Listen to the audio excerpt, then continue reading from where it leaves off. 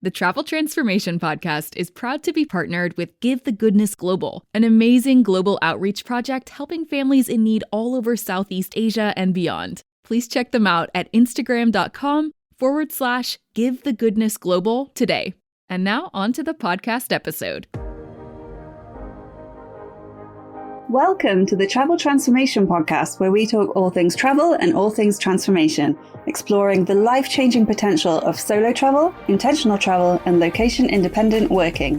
Whether you're an aspiring digital nomad or simply wish to boost your confidence through epic travel experiences, I'm here to motivate and inspire you to go after all your wildest dreams.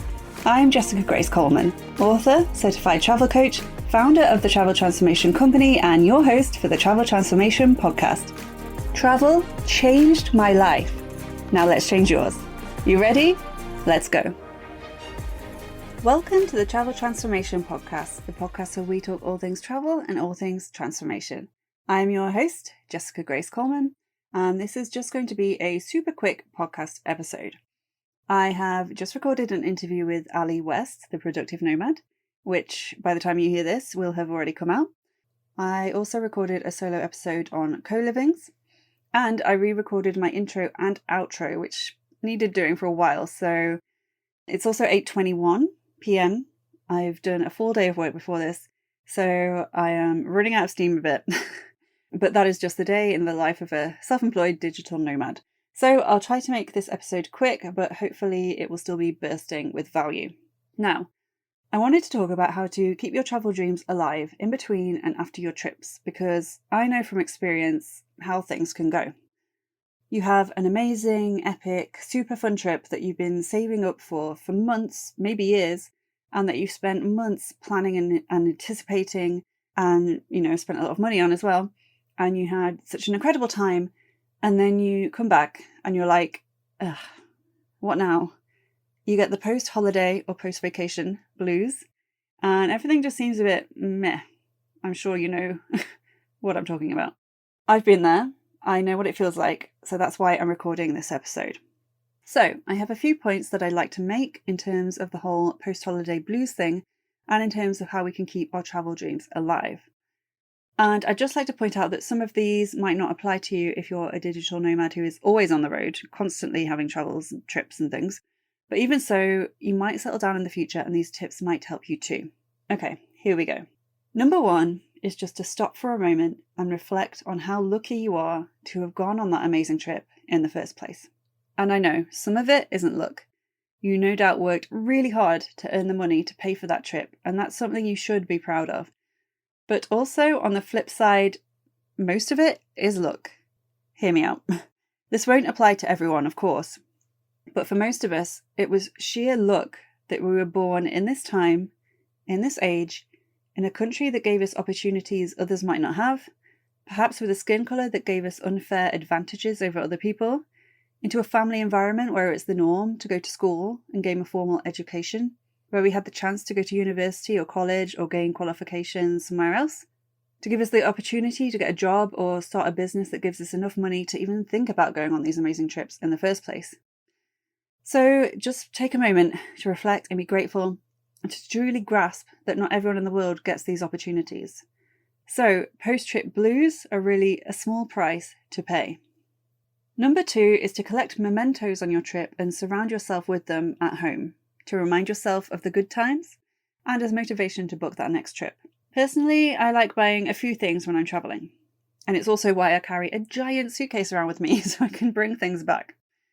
I collect postcards and fridge magnets, which are usually small, inexpensive, light things to carry, and that are great to have on your fridge or on your wall so you can see them every day and be reminded of all the cool places you've been. I like putting my favourite postcards in frames, or actual photos from my trips, obviously, and adorning my walls with them. I don't actually currently have a house of my own, though, so all my souvenirs are going straight into my storage unit.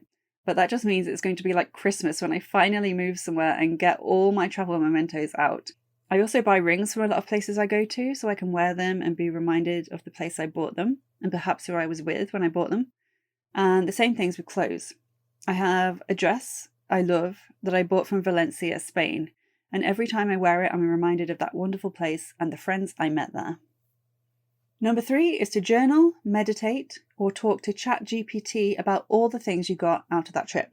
Yes, I have to throw ChatGPT in there. He's my AI friend now. Basically reflect on the way it made you feel, if you learned any new skills, if it boosted your confidence in any way, or if it made you feel great about yourself in any way.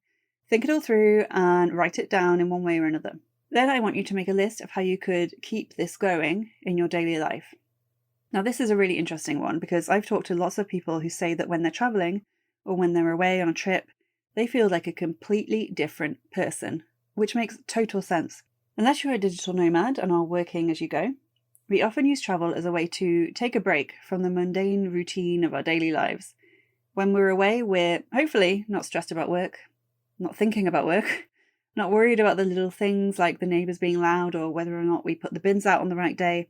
And shedding all that normal gumph and heading out on the road can feel truly amazing. No wonder we feel like different people when we travel. And I'll come back to this later on. Do you want to learn all about the 5 travel transformation principles, including how to conquer your fears through travel? Then you need to grab a copy of my Travel Transformation Guide, written by me, Jessica Grace Coleman, as part of my Flip the Script Academy. It's totally free. All I ask for in exchange is your email address so I can keep you updated on all things travel and transformation. Just head to traveltransformationcoach.com/free guide to get your guide today. And now, let's get back to the Travel Transformation podcast. So, make a list. How do you feel different when traveling? Are you more confident, more fun-loving, more carefree? Do you have this deep sense of freedom that you don't have in your daily life? Do you dress in a different way? Carry yourself in a different way? Do you talk to strangers more? Smile at strangers more? Do you push yourself outside your comfort zone and feel proud for doing that, as you should? Then I want you to make another list. How can you keep this going back in your daily life? Write down anything and everything that you can think of. For instance, if you talk to strangers more when you're away and do things you wouldn't normally do, why not do that back home? Join a meetup group or commit to doing a fitness challenge with your friends. Just break out of the routine and keep your travel self going. For instance, you can read my story in my book, Intentional Travel Transformation, about how I use solo travel and staying in co-living houses as a tool to boost my confidence, step outside my comfort zone, and conquer my fear of public speaking and my social anxiety. Travel and staying in co-livings for people from all over the world in particular helped with all of this in so many incredible ways. But I knew I had to keep all that stuff topped up when I came home so that I wouldn't lose it and retreat to my former shy, quiet self. So I sought out opportunities to speak at things like family gatherings. I continued to meet up with travel buddies I'd met. I talked to them online, and I kept doing things to push myself outside my comfort zone, like being interviewed for podcasts. It's also partly why I started this podcast. Interviewing other people and talking into a mic about all kinds of personal things twice a week is not something that comes naturally to me. And it's something I simply wouldn't have done before all my travelling and my whole transformation. Don't let the things you learnt about yourself and the skills you gained while travelling slip away. Use it or lose it. Number 4. Use the things you learnt from your trip to help and encourage others. This can be an awesome ripple effect, and it can refer to solid facts and figures you learn about other countries, or things you've learnt about yourself that you think could help other people. Perhaps you went on your first solo trip, and it was the best thing you've ever done in terms of your confidence and your self-development. Well, shout it from the rooftops and encourage your friends to try solo travel too. You never know who you might help, who you might encourage, who you might inspire. Perhaps you learnt about a charity or initiative in a certain country that is doing great work but that needs help. Again, shout it from the rooftops and help spread the word. Perhaps you saw a problem that no one's doing anything about and you want to help. Talk to people about it and see if together you can come up with ideas to be of assistance. Just spread the word, teach people what you learnt, and let your trip help the people around you, or the people you met while you were away. And number 5 is to always have another trip to look forward to. Even if it's years down the line, hopefully it won't be, or even if it's just a weekend away somewhere, and even if you can't afford to book the whole thing right now. Just decide where you're going, decide when you're going, and maybe book at least one thing to put some skin in the game and to convince yourself you're actually going. If it's not too far away, book that train ticket, or book one night in a hotel somewhere to start you off. Perhaps book a flight knowing you can figure out all the accommodation and activities and stuff later. Just book something tangible and put it in your calendar. I know that it's when I don't have any trips booked at all that I start to feel stuck and a bit lost again.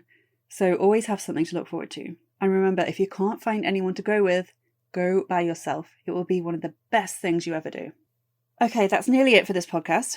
There are tons of other things you can do, like create a scrapbook of your photos and postcards, or make a video of your time away, or tell your friends and family stories of your trips, or write them down in a diary so you won't forget and so you can come back and read them later. But I recommend using these 5 tips as the bare minimum.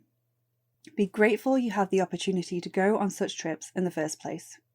Surround yourself with mementos and memories from your trip.